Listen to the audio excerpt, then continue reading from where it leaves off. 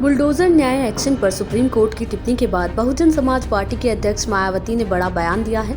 मायावती ने मंगलवार को सोशल मीडिया पर पोस्ट करते हुए लिखा कि बुलडोजर का भी इस्तेमाल अब सुप्रीम कोर्ट के आने वाले फैसले के मुताबिक ही होना चाहिए। हालांकि उचित तो यही होगा कि इसका इस्तेमाल करने की जरूरत ही ना पड़े।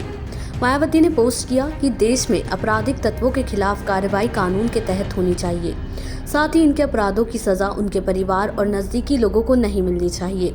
ये सब हमारी पार्टी की रही सरकार ने कानून द्वारा कानून का राज यानी rule of law by law बना के भी दिखाया है। बुलडोजर का भी इस्तेमाल अब सुप्रीम कोर्ट के आने वाले निर्णय के मुताबिक ही होना चाहिए। हालांकि उचित तो यही होगा कि इसका इस्तेमाल करने की जरूरत ही ना पड़े, क्योंकि आपराधिक तत्वों को सख्त कानूनों के तहत ही निपटाया जा सकता है।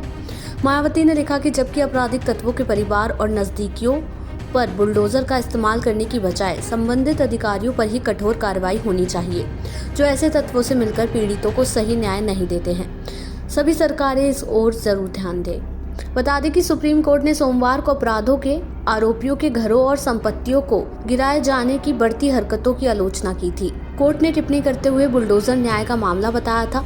कोर्ट ने घोषणा की कि वो इस मुद्दे के समाधान के लिए दिशा निर्देश जारी करेगा। वहीं सोमवार को विभिन्न राज्य सरकार द्वारा किए जा रहे बुलडोजर एक्शन पर सुप्रीम कोर्ट ने सख्त नाराजगी जाहिर की थी। एक याचिका पर सुनवाई करते हुए सुप्रीम कोर्ट ने कहा कि क्या कोई किसी का भी घर सिर्फ इसलिए तबाह कर सकता है क्योंकि वो आरोपी है। सुप्रीम कोर्ट ने कहा कि अगर कोई आरोपी दोषी भी पाया जाता है तो उसका घर बिना तय कानून के तबाह नहीं किया जा सकता। जस्टिस BR गवई ने मुस्लिम संगठन जमीयत उलेमा ए हिंद की याचिका पर सुनवाई करते हुए कहा, सिर्फ इसलिए घर कैसे गिराया जा सकता है कि वो आरोपी है। अगर वो दोषी है तो भी घर नहीं गिराया जा सकता। सुप्रीम कोर्ट बार एसोसिएशन को बताने के बाद भी हमें रवैये में कोई बदलाव नहीं दिख रहा।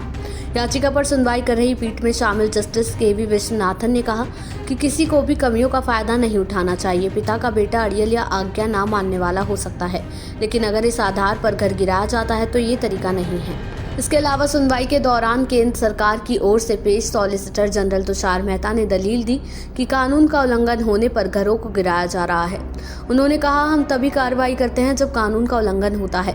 इसके जवाब में पीठ ने कहा, लेकिन शिकायतों को देखते हुए हमें लगता है कि उल्लंघन हुआ है।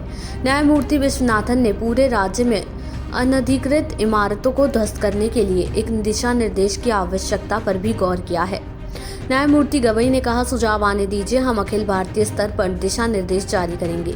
आपको बता दें कि यूपी समेत देश के कई राज्यों में अपराधियों के खिलाफ हो रहे बुलडोजर एक्शन पर सुप्रीम कोर्ट ने पूछा कि किसी का घर सिर्फ इसलिए कैसे ध्वस्त किया जा सकता है क्योंकि वो आरोपी है। याचिका में बिना नोटिस घरों के गिराने का आरोप लगाया गया है। कोर्ट में सॉलिसिटर जनरल तुषार मेहता ने कहा कि म्यूनिसिपल नियमों के मुताबिक नोटिस देकर ही अवैध निर्माण को ढाया जा सकता है। इसके बाद सुप्रीम कोर्ट ने कहा कि हम इस बारे में दिशा निर्देश बनाएंगे, इसका सभी राज्य पालन करें। और देश भर में चल रहे बुलडोजर एक्शन पर सुप्रीम कोर्ट अब अगली सुनवाई 17 सितंबर को करेगा। देश दुनिया की ऐसी ही तमाम खबरों के लिए देखते रहें समय डिजिटल।